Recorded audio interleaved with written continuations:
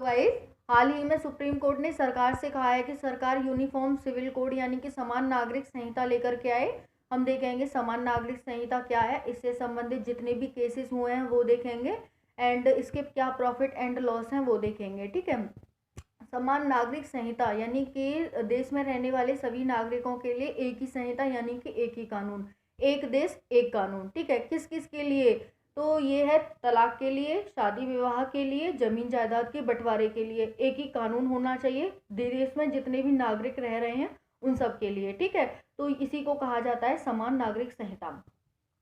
एक केस था मीणा जनजाति एसटी जाति में आती है और उन्होंने क्या है कि शादी की थी हिंदू मैरिज एक्ट के तहत। ये राजस्थान की जनजाति थी, उसके द्वारा एक शादी की गई थी हिंदू मैरिज एक्ट के तहत, बट पति द्वारा उसे तलाक दिया जा रहा था मुस्लिम एक्ट के तहत।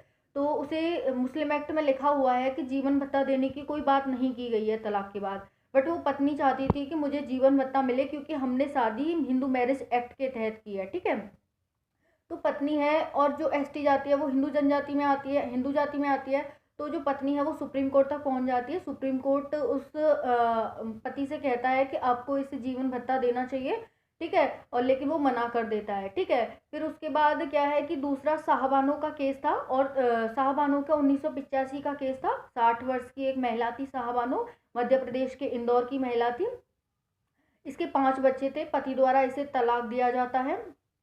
तो इसे उसी के तहत, क्योंकि तलाक दिया जा रहा है मुस्लिम एक्ट के तहत, तो उसमें कोई जीवन भत्ता की बात नहीं की गई, लेकिन शाहबानो है वो जीवन भत्ता मांग रही थी और वो सुप्रीम कोर्ट तक पहुंच जाती है। सुप्रीम कोर्ट यूसीसी यानी कि यूनिफॉर्म सिविल कोड लाने की बात करता है और अहमद खान नाम का पति था, उससे कहता है कि आपको जीवन भत्ता देना पड़ेगा पत्नी को। ठीक है।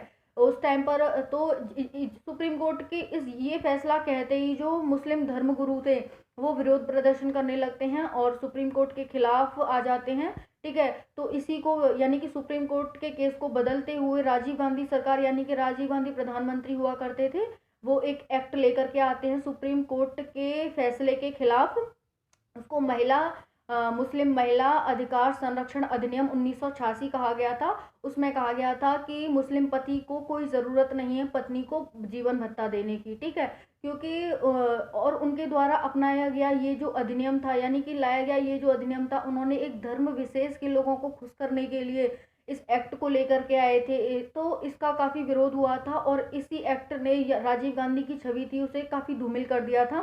ठीक है। और इसे तुष्टीकरण की नीति कहा गया था यानी कि वोट बैंक की राजनीति कहा गया था जो राजीव गांधी के द्वारा किया गया था एक धर्म विशेष को खुश करने के लिए, एक धर्म विशेष को ध्यान में रखते हुए।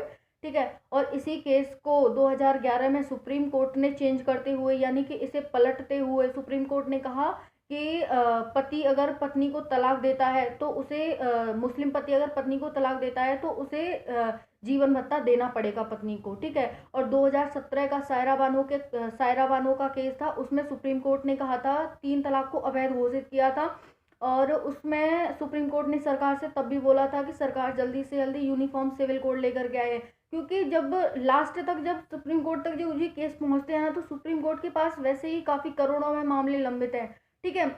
और ये धर्म के विरोध पर जो नहीं होने चाहिए, धर्म के विरोध पर ये भी कानून अगर वहाँ पर ये भी मामले अगर वहाँ पर चले जाएं तो सुप्रीम कोर्ट पर काफ़ी बर्डन पड़ता है। और सुप्रीम कोर्ट भारतीय नागरिक यानी कि नागरिकों के मौलिक अधिकारों का संरक्षक है। इसी को ध्यान में रखते हुए सुप्रीम कोर्ट इस पर सरकार को तलब करता है कि सरकार जल्दी से जल्दी यूनिफॉर्म सिविल कोड लेकर आए, इससे लोगों के मौलिक अधिकारों का हनन हो रहा है।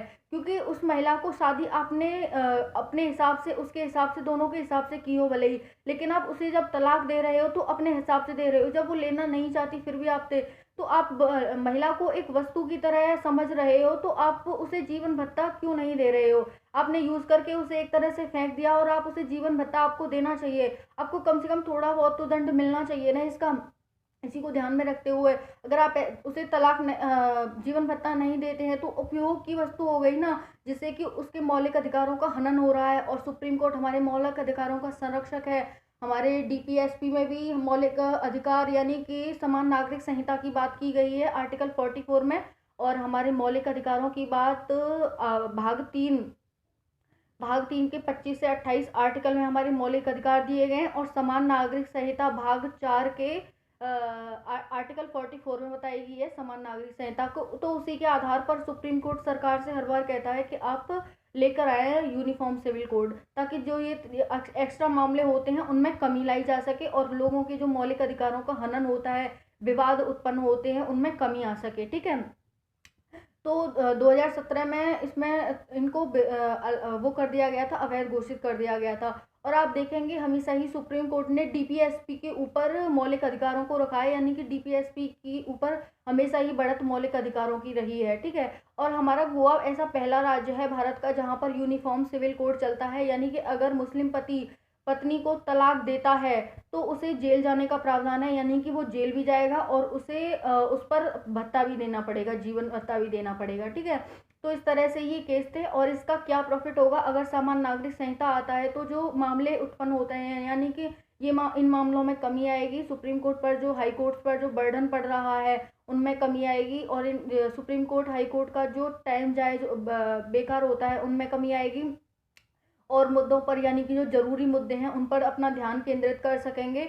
और जो इसके विरोध में, यानी कि इसका लॉस ये है, लॉस का मतलब है जो लोग विरोध में चाहते हैं कि यूनिफॉर्म सिविल कोड ना आए, वो कहते हैं कि हिंदुओं के लॉ को थोपने की कोशिश की जा रही है मुस्लिमों पर या अन्य वर्गों पर। ठीक है, बट ऐसा नहीं है। जब यूनिफॉर्म सिविल कोड लाया जाएगा तो सभी धर्मों को ध्यान में रखते हुए एक कानून बनाया जाएगा जो कि सभी पर लागू होगा। ठीक है, धन्यवाद।